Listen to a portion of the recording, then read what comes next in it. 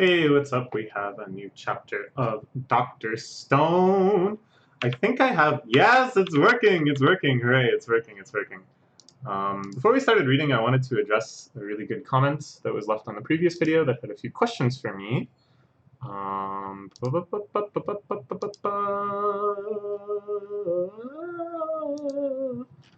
This is a comment left by Maggie Moon, who always leaves really nice, insightful analysis.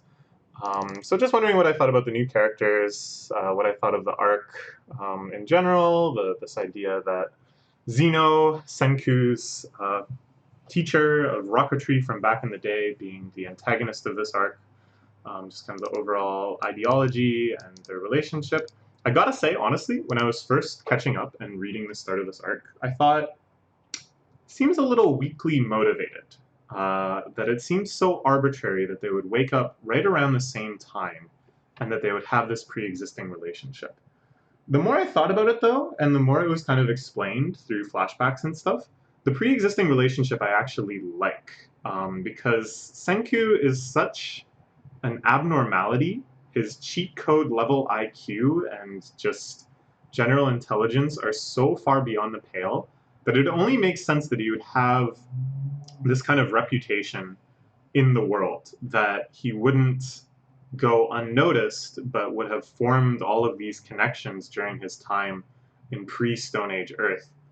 I feel like it's only natural that other people who rose to the occasion of depetrifying themselves, as Senku did, which we don't really understand in total depth, but seems to have something to do with like mental energy, a strong commitment, a feeling of unresolved issues and duty and stuff, would also have some sort of connection to Senku, and that Senku himself warrants someone else who stands at the absolute peak of intelligence, of almost a cheat code level intelligence himself, like Dr. Zeno.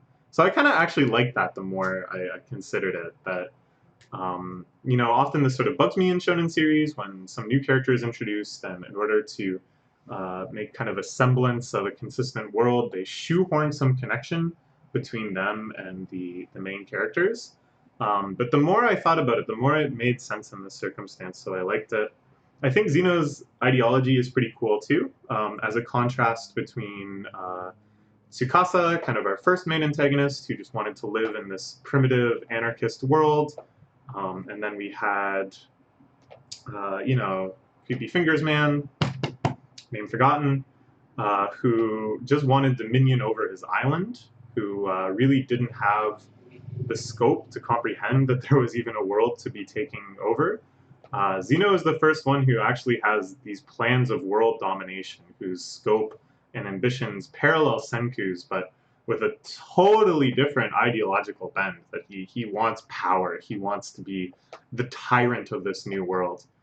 I think right now it's quite flat in that he just said, like, I want power, I want this, I want to be in charge. We don't really know what's motivating that, what kind of society he wants to build on the back of that.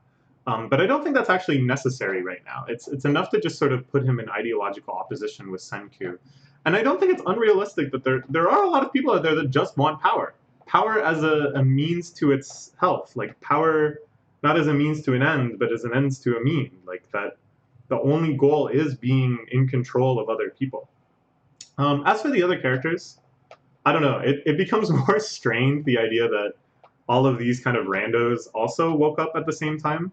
Like, sure, the sniper person is also quite extraordinary and probably has cheat code level whatever they have going on too.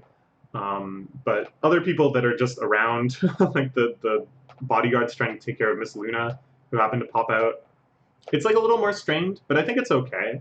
And again, a lot of these characters seem like a little flat right now, but I have confidence in this series. And this is something that almost every shonen series has. When you start a new arc, you introduce a whole bunch of new characters. At first, just to kind of make them memorable, you put forth their sort of gimmicks, like some quirks about their personality, or some real strong, if overly simplistic, motivator. And then throughout the arc, they get fleshed out. So it's not a surprise that at the start you're just kind of like, all right, there's this guy, sure, sure. But I have a lot of faith in this series. So kind of the more ambitious an arc is, the more stuff that's kind of thrown at me at the start, the more excited I get, if not for those things themselves, but because I know they're gonna like make good on all of it, that it's all gonna come to some pretty exciting fruition. So yeah, overall I like this arc. I think it'll be quite interesting when Senkyu and Zeno have their ultimate showdown. But as this comment suggests as well, I think it's more going to be like Chrome does these opening skirmishes. They start to work on the tunneling system. But as is always the case in this show, it's not going to work out perfectly. This series, and Senkyu, having recovered by this point, will launch the larger attack, the greater follow up. Anyways, let's get into this one. It's called Craft Wars. Thing is updating. I'm so happy. To get into the enemy base, we'll craft a secret subterranean tunnel with the power of science. Senku's out after being shot. So who does this job fall to? Chrome. I love the shot of their tunnel too. It's so cute. Especially Suika hanging out with a mole, making friends with the mole. I like the implication too that she's not actually coming on the rescue Gen infiltrate the Citadel mission, because that's a little dangerous for her. Very good at the scouting parts, but battle? Please leave my precious Suika out of battle. Can I handle this? We got a little flashback to back when you would change the color of fire. So cute. Oh man, so cute. Kind of want to reread those early arcs again. Feels so long ago. And he's going to make his own roadmap too, just like Senku. Time is of the essence though, right? The whole idea is that they counterattack right when the enemy thinks that they've weakened them the most. So, what is his roadmap going to look like? So it'll take time, right? At the very least about 2 weeks. Dr. Zeno and his people, by thinking they killed Senkyu, they remove a scientific threat. Show up any time and demand our surrender. High-speed pirate vessel that takes down quickly. Tomorrow? A month from now? Who knows? That's right. They still are in the midst of transforming their ship into an aircraft carrier, which is friggin' sweet. They have a lot, like, they have a lot of defense in that regard. Like they're in a quite secure position at the same time. If they get raided by a bunch of people with machine guns, it's kind of GG. A quick strike is risky. Being patient is wise. Try to keep the enemy in that direction. Wrong? Have some time. The genuine Medusa that Ukio's got on him. Zeno's about to get a very special present. Ooh, I kind of like... So Senkyu is still semi-awake and can say, like, a sentence here and there. I see. It's an interesting level of guidance from someone whose specialty is usually, if anything, over-explaining with charts and diagrams and roadmaps. Now only able to mumble out just a little bit of cryptic advice. Okay, so what... They have the Medusa. The battery is dead. It can't petrify anyone right now. It doesn't have the charge. I thought at first they were going to be able to petrify just Senku to overcome the bleeding of his wounds. But it's no good. Instead, Ukio shoots it at the enemy's fortress. Just going to hand over our ultimate weapon. Scientists of Dr. Zeno's caliber will see the genuine article and realize that it's hypertech, beyond anything from the 21st century. Not threat enough.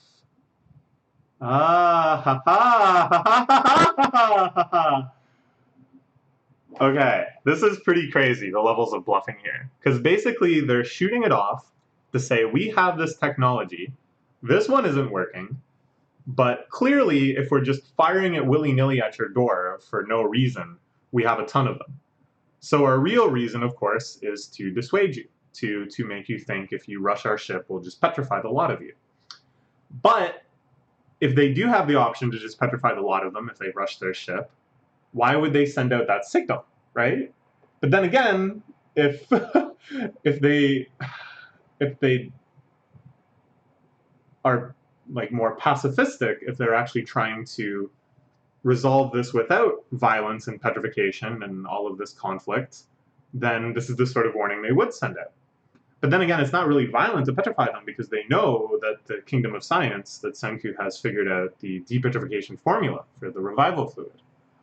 So they shouldn't think that Senku is disinclined to petrify.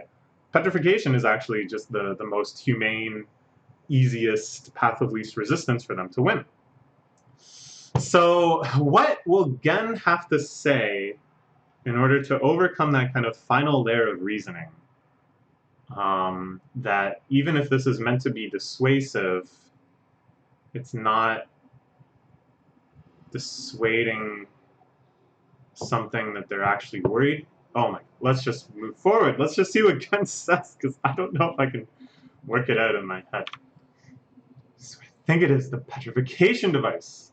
So Gen grasps that part of the plan, that it's obviously meant to be sent over as the petrification device. Even if he tried to lie about this for whatever reason, I think he should assume that Dr. Zeno is smart enough to figure out what it is just through some sort of analysis. Found a whole bunch on the southern island. Good. So on board with that part of the plan. This is just one of many. They're ancient foreign artifacts. Unfortunately, the one delivered to your doorstep seems like a dud. Otherwise, you, I, and everyone here would be stoned right now. How arable pay. So he's going with the angle of not that this was a warning shot, but this was actually their genuine attempt to petrify the whole castle. Okay. But if that's the case, and they have a whole bunch of petrification devices in reserve, why wouldn't they just shoot off another one immediately? Why wouldn't they say, oh, shoot, that was a dud. Well, let's fire another one, right? It's not the lie you're hoping for, dear Senku. Senku's not there anymore. I guess it was still his idea. You can imagine any other reason to deliver the actual weapon to the hands of the enemy. Dr. Taiju's Dr. Senku. Fooled myself. These two are inseparable. And this lie ends up having a grain of truth in it. Because Dr. Zeno did, way back in the day, receive pictures of Senku and Taiju palling around, putting stuff together. And so, even though Dr. Zeno, of course, knew which one was which, he could probably perceive that Senku would lie that entire time, say Taiju was the scientist, just to keep himself safe. Sure. Well, the machine surpasses the technology of the old world. How does it work? How long? What's its range? Most details are closely kept secrets of their battle team. What I can say is, call the sinister beam that petrifies. Should you lose your patience and strike at the ship, it's right back to being a statue for you. Laying it on a little thick here, I think, with Gen's plan. Especially the little sing-songiness of the musical notes at the end. But you know, we're just getting started, I think, with this psychological game. I really like this, I gotta say. Just the fact that it's like science versus science, the fact that they're now able to communicate on this kind of other level than a lot of the other antagonists so far. Gen is really being put through his places. It's pretty exciting. Put through his paces, sorry. Unexplained science. You have no method by which to verify your claim. Not that it matters. Okay, it's time for torture. Yes, this will reveal the truth. The good old head clamp. The head clamp into song. Amazing. Great shot. I like Gen's eyeballs bulging out. There's the you-know-what coming along. Once that's ready, their little petrification trinket won't matter, since they won't even have time to toss it. At that point, I can take over the ship before they know what hit them. Genius mechanic. We're counting on you and your golden right arm. So what could the you-know-what be? The fact that they're saying they want to take over the ship leads me to suggest that leads me to think that it's not like a bomb or something, since that would damage the ship too much. Maybe sleeping gas? They're doing like a lot of like military type stuff, right? Like they have the planes and the machine guns and stuff. It's clear that Dr. Zeno is kind of speccing based on US military prowess. So it would make sense if they went into chemical weaponry too, right? Given that that's like another wartime staple, which of course is a great, great tragedy, as is all war and violence. But anyways, putting aside the real world implications, that's my guess. Some sort of chemical weapon. ETA and completion. 1 month, half a year? Be done in 2 weeks. Okay, so now we see the racing factions. Whatever this weapon is versus the tunnel. So they, oh, it's not just torture. They're keeping an eye on him, but keeping him from hearing stuff. Okay, that's pretty funny. If nothing else, I managed to buy us time, yeah. So basically they've decided, okay, well, we don't know what's up with this petrification device. Maybe they do have a bunch. We'll just wait. We have a weapon that transcends that, whatever it is. Science versus science. Doing so, I've also bought time for the enemy science to advance, giving us a hard time limit. Science versus science, a craft war. I don't know what the heck this is. Yeah, I have no idea. Something that won't destroy the ship, but will leave them completely inoperable, completely incapable of fighting back. I don't know, I gotta think it's some sort of chemical weapon. So this could be like a refinery, a kiln or something, but it looks quite crude, right? Like it looks like earthy, rocky. What the heck could it be? A submarine, perhaps? Because they did talk about the pirate vessel. The series isn't the type to just kind of throw information at you and it's a total red herring. There might still be an aspect of that. I'm kind of thinking a submarine. But if it was a submarine, Gen would be able to look at it and be like, oh, this is a submarine. But covering his ears and making him not hear what they were talking about doesn't do much. Need help getting this done. Counting on you guys. Ooh, they're going to triangulate the distance to the base. Cool, cool. Chrome is getting overworked, overloaded by mathematics. I forgot about the arithmetic battle with Senku. That was so. I gotta reread these chapters. I'm so nostalgic for them now. But yeah, this looks like trigonometry. This looks like your ability to figure out side lengths and angles and what have you. Very good, very good. Amazing, Chrome. When did you learn to write? Cool. Yeah, he did learn to write. Original romance for Chrome's first big adventure. What is it going to be? The rotating loop knife. A clean air machine. Pillars. Made out of trees. Kaski's bad skills. Being really carrying a lot of the weight of this. Oh, he drew a little picture of Ruri too. Aww. So this isn't very dissimilar to how a tunneling machine actually works. That it has a rotating blade at the front, constantly boring into the rock wall in front of it. It's got a system which scrapes things off of that boring head, processes it out behind. It's got a way to support the tunnel behind it, like a sheath, a roof to stop cave-ins as it progresses forward. These are going to be pillars that they erect in behind. The clean air machine, very, very smart thing to notice on Chrome's behalf. There's a little drawing of Senku, too. Yeah, this all seems good. Seems in line with what I know about boring machines.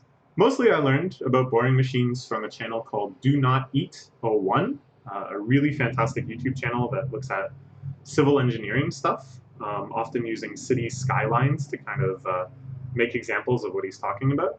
There's a video there called Elon Musk's Loop. It's bad, folks, where he really tears apart the horrible idea that Elon Musk proposed of tunnels underneath cities for cars to travel on. And the first part of it goes really in depth on Elon Musk's claims of what the boring company, his tunnel boring company, is capable of doing, and in doing so it talks a lot about the history of boring machines and how they work and what kind of possible advancements they could even have. It's really fascinating, really entertaining, and they're pretty neat devices, these boring machines. Something we really underappreciate, I think, how cool they are. Okay, so we're going to learn a lot more about them in Dr. Stone as well. It's a drill.